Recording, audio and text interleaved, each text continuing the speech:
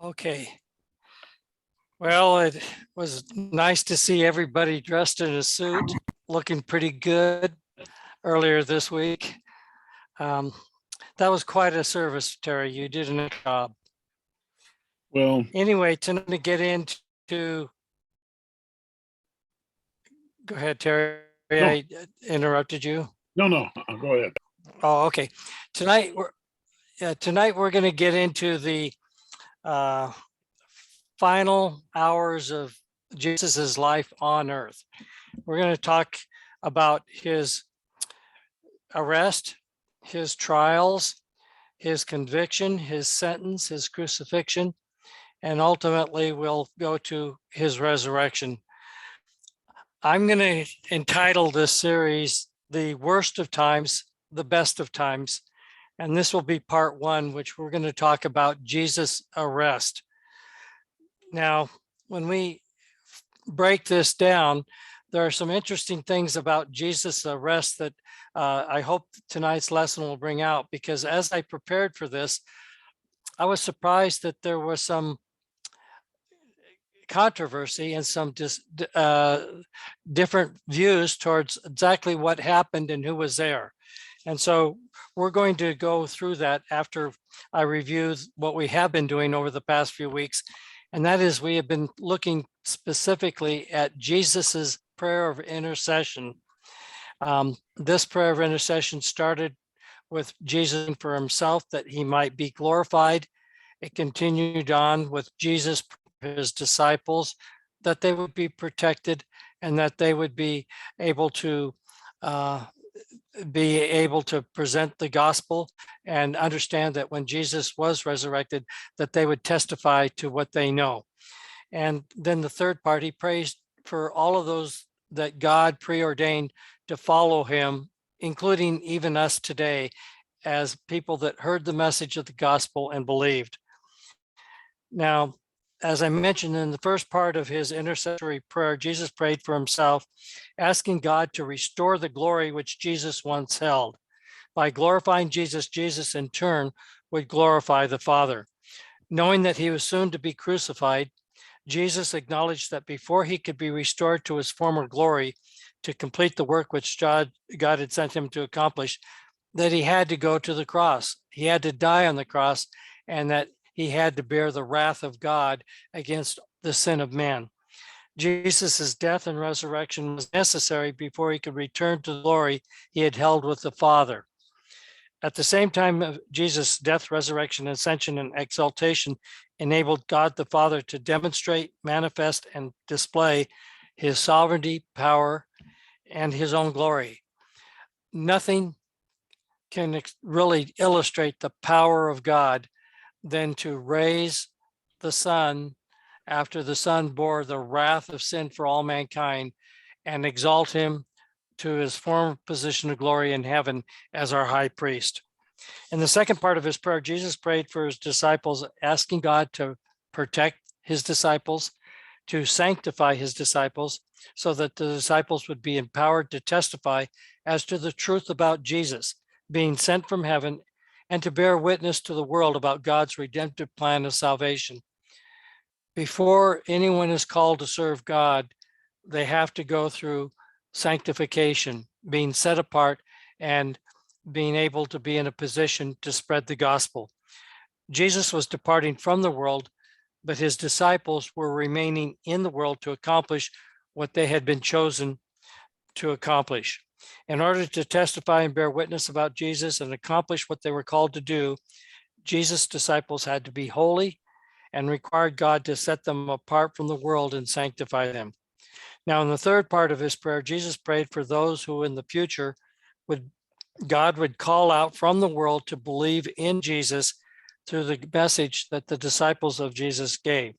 Those who were chosen before the creation of the world were called by God to believe in Jesus and are given to Jesus to become one with Jesus, to be adopted as sons of God, and to share with Jesus his eternal love and glory. This unity, or this one with the Lord, is unity and oneness that we will share when we join Jesus as part of Jesus's families, sons of God, and share the glory and the eternal life with Jesus. Having finished his intercessory prayer, Jesus and his 11 disciples crossed the Kidron Valley and went to the Garden of Gethsemane, where Jesus prayed by himself and was later arrested. The main message that I want you to get from tonight's lesson is that the circumstances surrounding Jesus' arrest by the guard sent by the high priest and the Pharisees demonstrate that Jesus purposely surrendered himself to fulfill the prophecies and God's will. We're going to break this lesson into the study of knowing that his hour had come. Jesus allows himself to be arrested by the guards sent by the high priest and the Pharisees. We're going to start this lesson with an overview of the larger picture surrounding Jesus's arrest, his trial, and crucifixion. Then we're going to talk about how Jesus voluntarily submitted himself to the guards to arrest him. And then we're going to talk about how Jesus, while he was being arrested, protected his disciples. And then we'll get into the discussion questions. So let's get into the study itself. Knowing that his hour had come, Jesus allowed himself to be arrested by the guards sent by the high priest and the Pharisees. Well, let's look at the big picture. This is an appropriate time to remind you why John wrote his gospel. And he presented the gospel to prove that Jesus is God and was sent from heaven to fulfill God's predetermined plan of redemption. The arrest starts the completion of what Jesus came to earth to accomplish, going to the cross, dying for our sins, and bearing the wrath of God against all sin, and then ascending, being resurrected and ascending back to heaven to be restored the glory that he had and shared before the creation of the world. So in telling the story about Jesus' arrest and his trials and his sentence and his crucifixion, John tells a story a little bit differently, leaving out some of the things that you'll find in the other gospels, because his purpose is to emphasize that Jesus is God.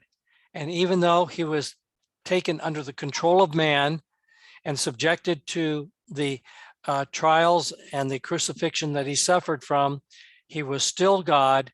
And what he did as he went through this process of fulfilling God's predetermined redemption showed that he was God and that he was really in control of all things.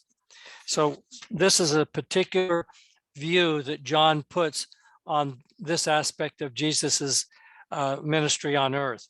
Now, although John's account of Jesus' arrest, trial, and crucifixion describe Jesus's betrayal, suffering, humiliation, and death, John's account emphasizes that Jesus was not a victim of the circumstances and that Jesus purposely fulfilled God's plan of salvation. Throughout John's account, the Apostle John emphasized the authority, the majesty, the control, and obedience of Jesus, which culminated in his glorification. John described and emphasized the duality of time when Jesus' hour of obedience had come. It was the worst of times, as a world of darkness controlled by Satan attempted to destroy God's plan of redemption through the ugliness, violence, and hatred of those who rejected Jesus. In the world, it was darkness, it was evil, it was violence, and it was Satan taking control and trying to defeat God in his plan. It was the worst of times in that sense. But it is also the best of times, as Jesus bore the wrath of God and rose in victory, defeating both Satan and the penalty and consequence of sin.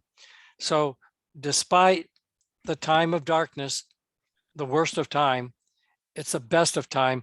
And really, it really brings meaning to why we say Good Friday on the day that Jesus was crucified, because it completed God's plan, culminated in the resurrection of Christ for our salvation.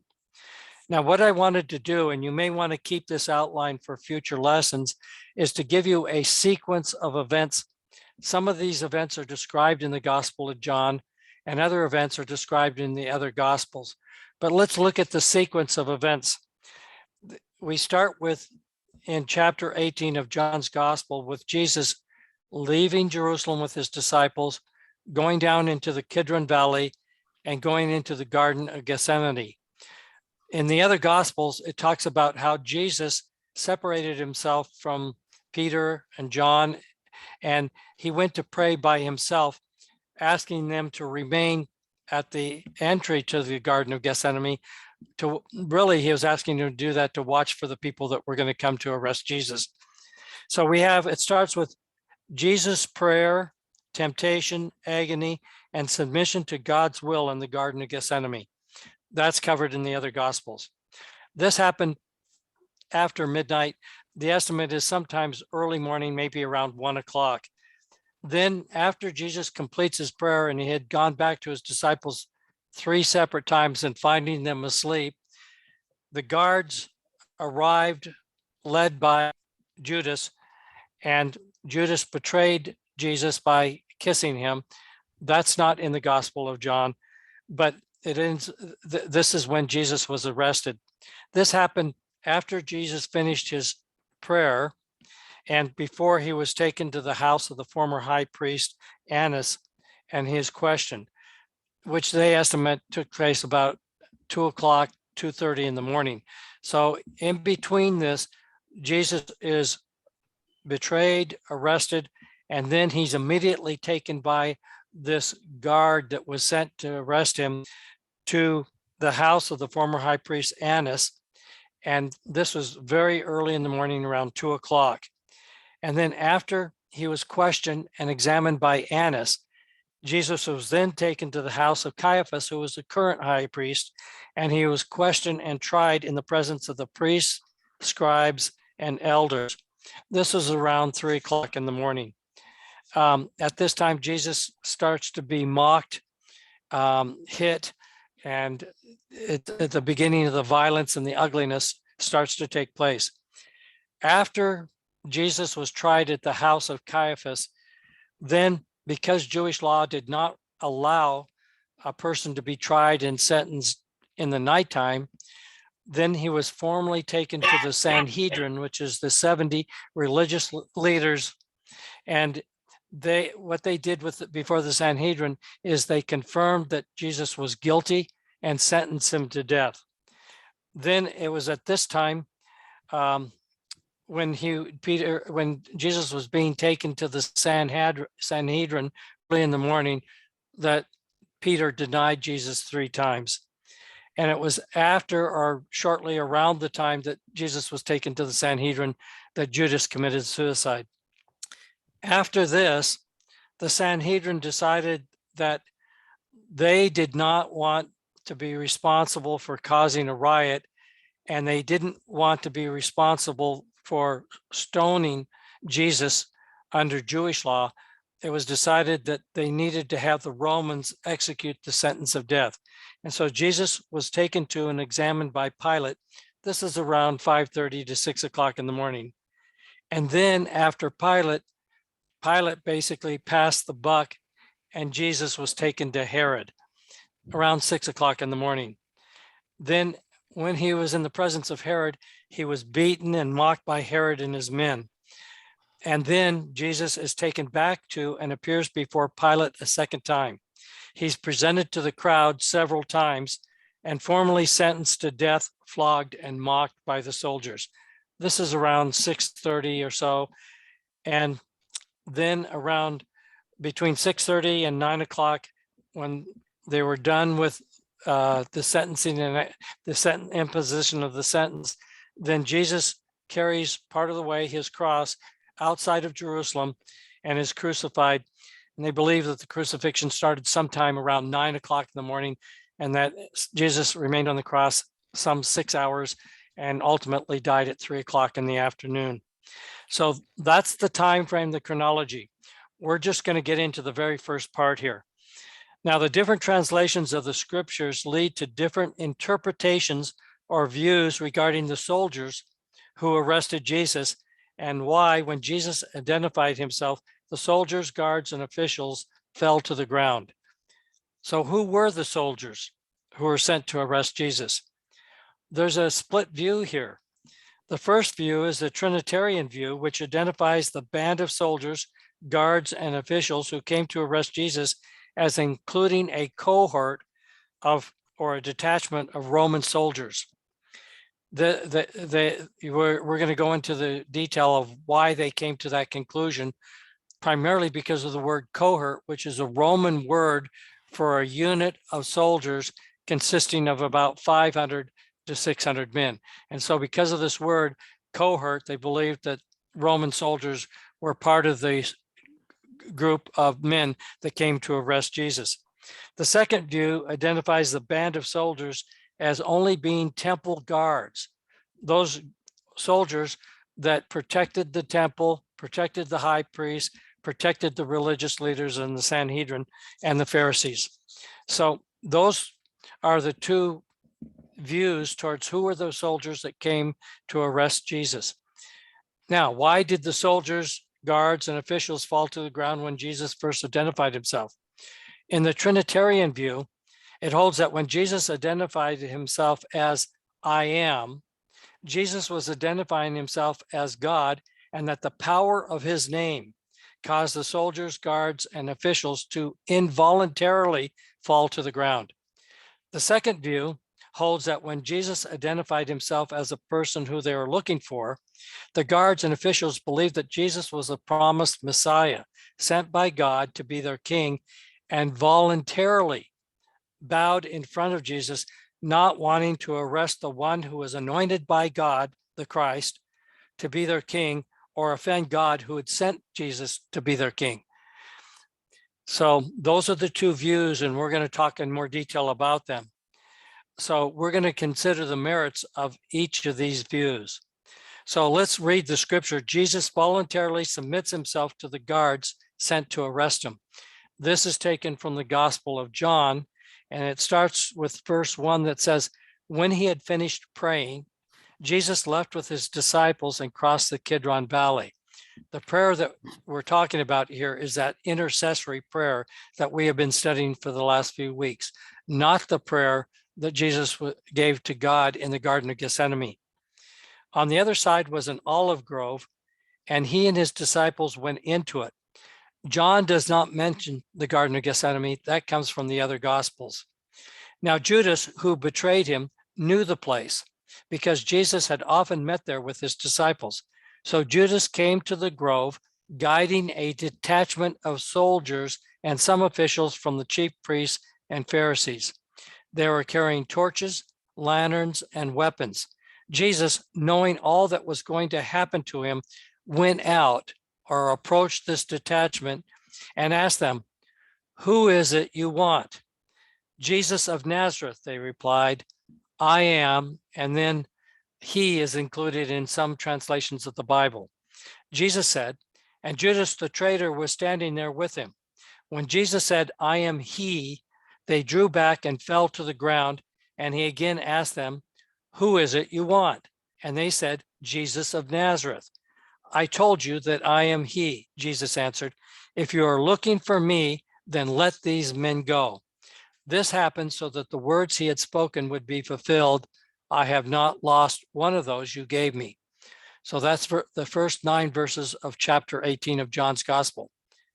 Now, both Judas and Jesus frequently knew that Jesus and his disciples frequently went to the Garden of Gethsemane after spending the day in Jerusalem preaching at the temple.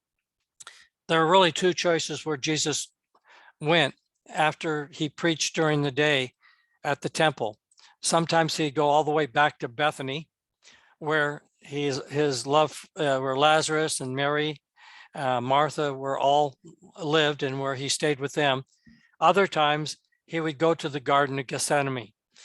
Judas knew that, and Jesus knew that Judas was expecting that Jesus would be in the Garden of Gethsemane after he departed from Jerusalem that night. And so he purposely went to Gethsemane because he knew that Judas would lead the guards to Gethsemane to have him arrested. So Jesus purposely went to the Garden of Gethsemane knowing he was going to be arrested.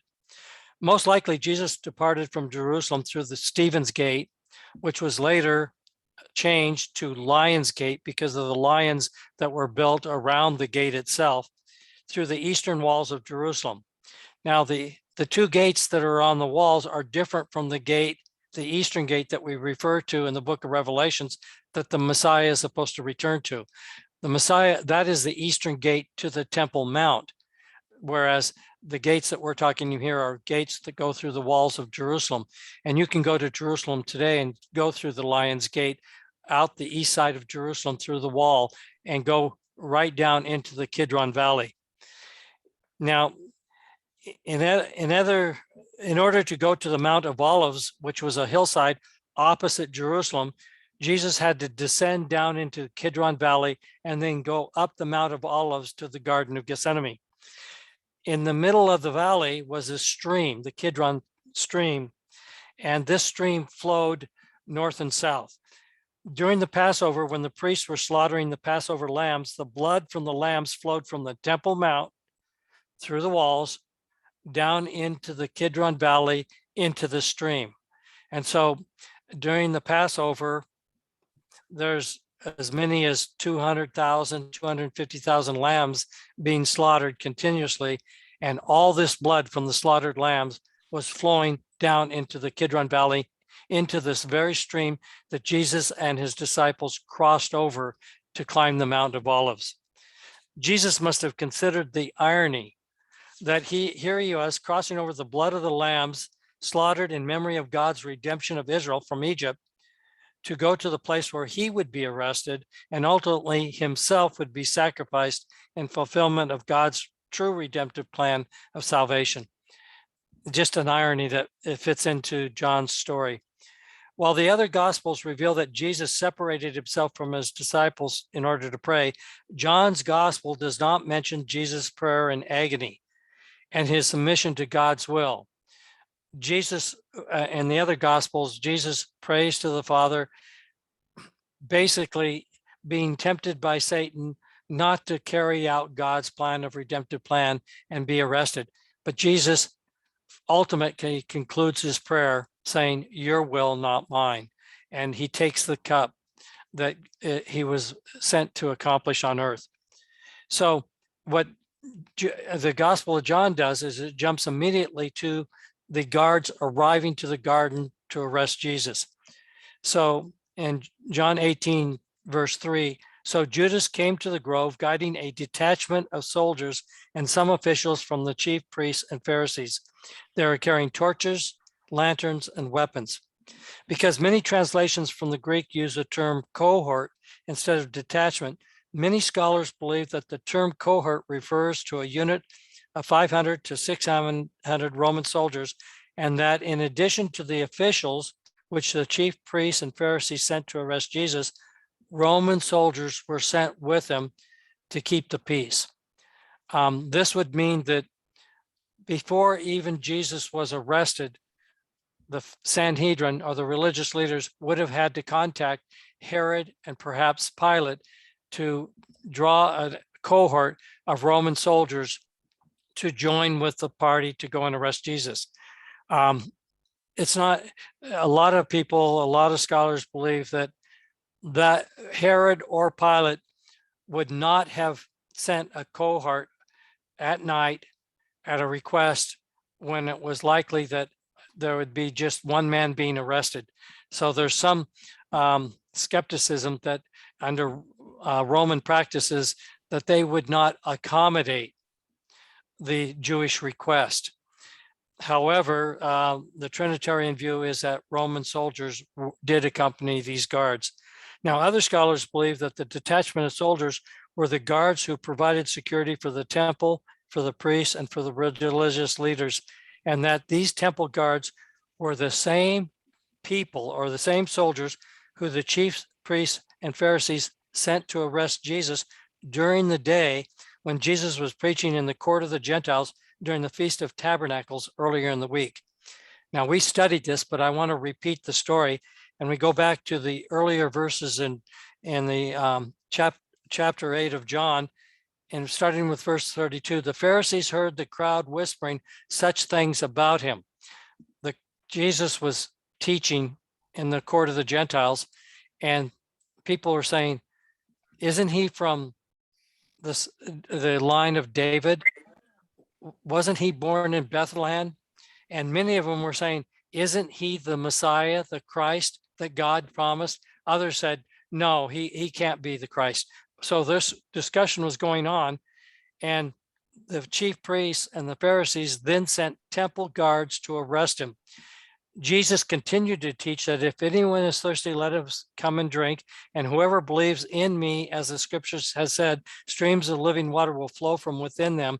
And the crowd continued to be divided as to whether or not Jesus was the Messiah sent by and anointed by God, which King David had talked about. The anointed is translated as Christos or Christ. So when we say Jesus Christ, we're saying Jesus anointed by God. The Jewish people and all of Jerusalem were of the belief that the time had come for God to send the Messiah, and that they were thinking that Jesus might be the Messiah, which God anointed to be their king. But after the guards heard Jesus's teaching, the temple guards went back to the chief priests and Pharisees, who asked them, why didn't you bring him in? No one ever spoke the way this man does, the guards declared. You mean he's deceived you also, the Pharisees retorted. They didn't say that they're afraid that it would create a riot. They didn't say that the crowd in any way prevented him. They said the words that Jesus was speaking were incredible. Did the guards believe at that time, like many of the members of the crowd, that Jesus was the anointed Christ, the Messiah that God sent to be the king, and so that they did not want to offend or to violate or to disobey God by taking action against what God had anointed? The temple guards were either afraid to arrest Jesus because of the crowd, or they were afraid to arrest Jesus because he spoke with such authority that they thought that Jesus was indeed the Messiah, which God had anointed to be king over Israel, which David had talked about and which God had promised. The temple guards would have known about the Old Testament scriptures about the Messiah, the Christ, and that if Jesus was indeed the Messiah, anointed by God to be their king, then it would be an act against God to arrest Jesus in the same manner as it would have been an act against God if David had killed Saul, who had likewise been anointed by God. In 1 Samuel 26, David had sneaked into King Saul's camp at night and had the opportunity to kill Saul. David had already received the promise that he would become king of Israel, and he had sneaked into Saul's camp. Saul was pursuing David to kill him, and he sneaked into the camp, went into Saul's tent, and he had the opportunity to take Saul's life. Look at David's response. But David said to Abishai, don't destroy him. Who can lay a hand on the Lord's anointed and be guiltless? As surely as the Lord lives, he said, the Lord himself will strike him. Either his time will come and he will die, or he'll go into battle and perish. But the Lord forbid that I should lay a hand on the Lord's anointed, on the Lord's Christo. Now get the spear and water jug that are near his head and let's go. So these scriptures were known by most of the Jewish people who had studied the Old Testament, also by the guards. They may have thought that Jesus was the Messiah, the anointed one, and they didn't want to disobey God or take matters into their own hand if indeed God had anointed Jesus as the Messiah, or Christos, anointed to be the king of Israel.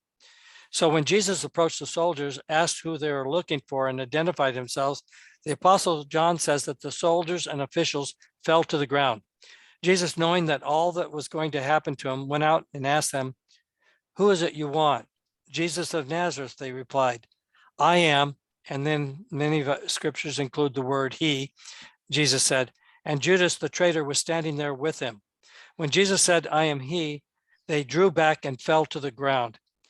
Now, instead of fleeing or resisting, Jesus boldly went forward and with authority demanded that the guards reveal who was the person they were sent to arrest. When the guards responded that we were sent to arrest Jesus of Nazareth, Jesus replied that I am. Some scriptures adding he, which has been interpreted, again, like I said before, in two different ways. The Trinitarian scholars believe that Jesus was referring to himself as being God. In the same manner, God identified himself to Moses from the burning bush, and that Jesus' use of the name God caused the guards and officials to involuntarily fall to the ground. Power of God's name, the power of Jesus saying, I am. And so involuntarily, the arresting party fell to the ground. However, the term that I am in the original Greek and the customary use of the words at the time could equally be interpreted as Jesus basically saying, I am the person that you're looking for. In the same manner as we respond to a question, are you the one who painted the fence? I am.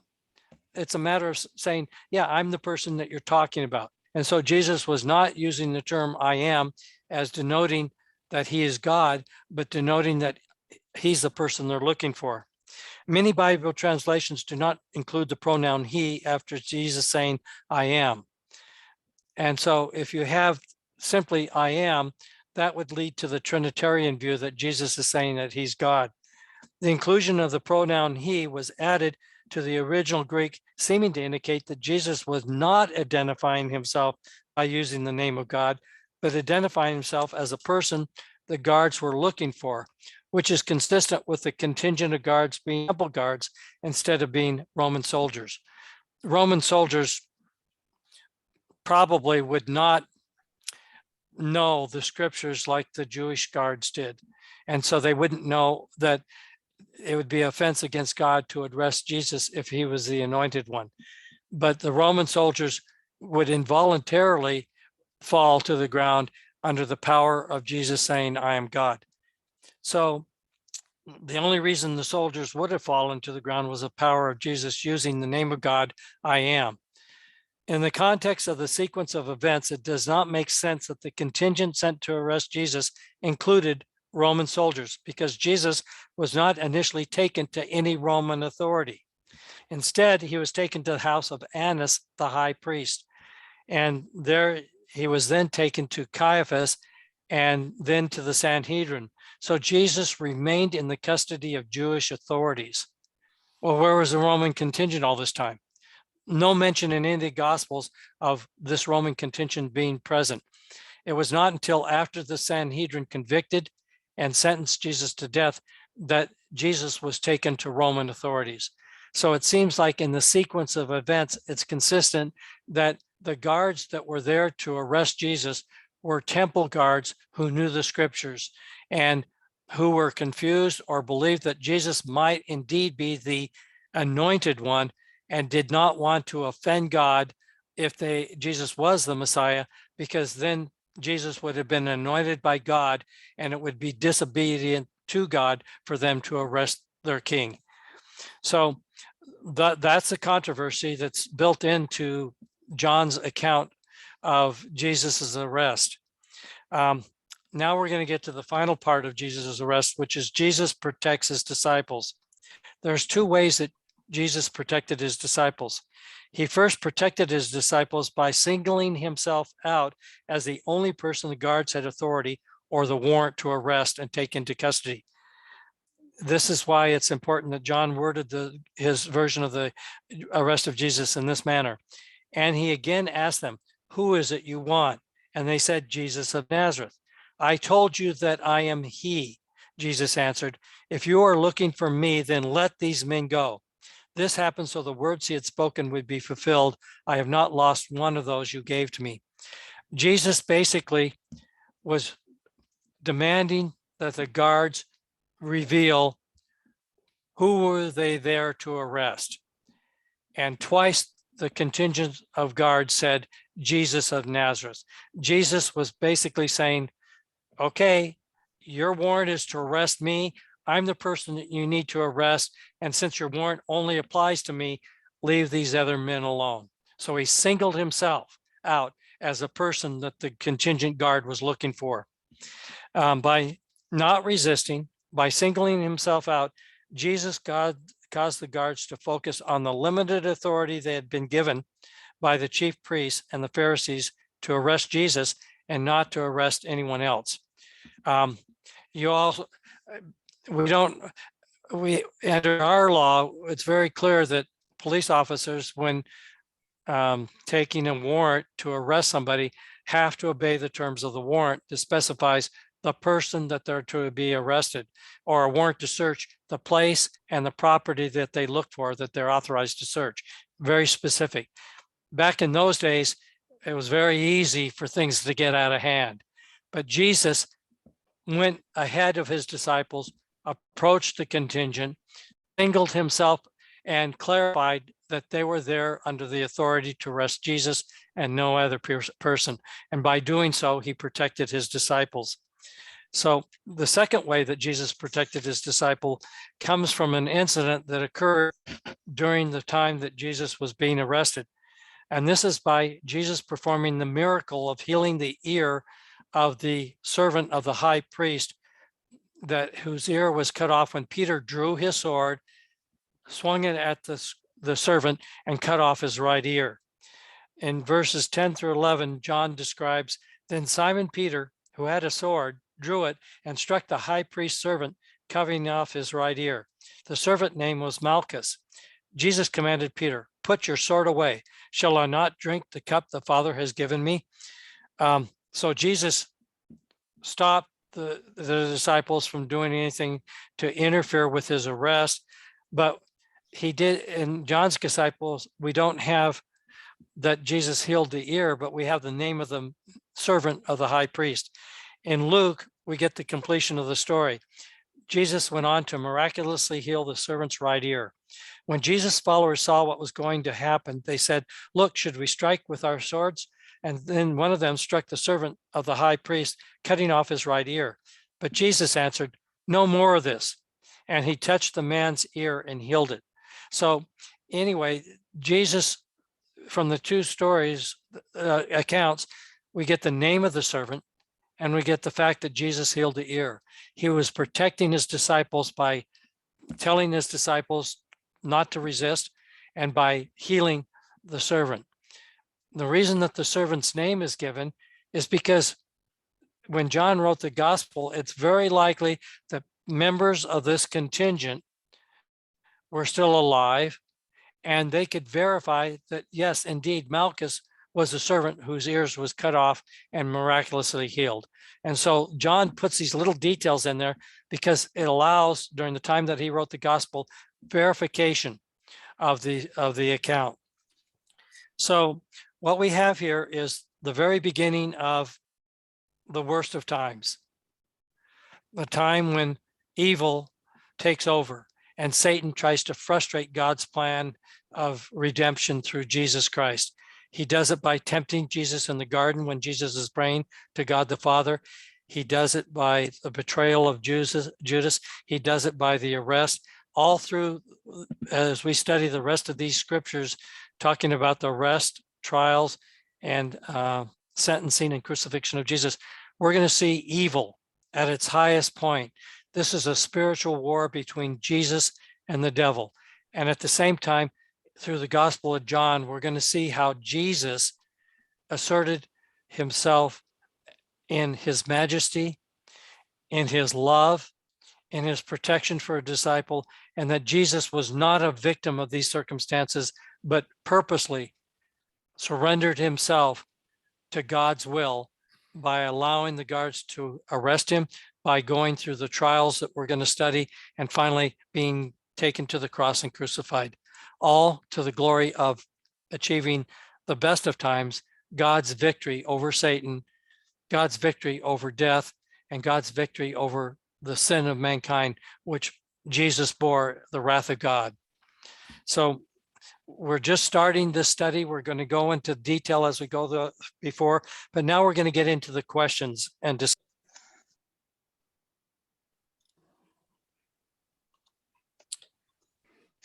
By way of implications, conclusions, and applications, the gospel accounts of Jesus' arrest, trial, sentence, crucifixion reveal the darkness and evil in the world which had rejected Jesus and was manifested and displayed by Judas's betrayal, the secret, irregular, and manifestly unfair trials, the cruel mocking, abuse, beatings, and floggings, and ultimately the crucifixion of Jesus.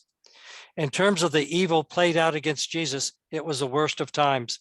However, even in the midst of the evil, Jesus demonstrated his majesty, authority, and control over all the events which God had predetermined to take place to fulfill God's plan of redemption.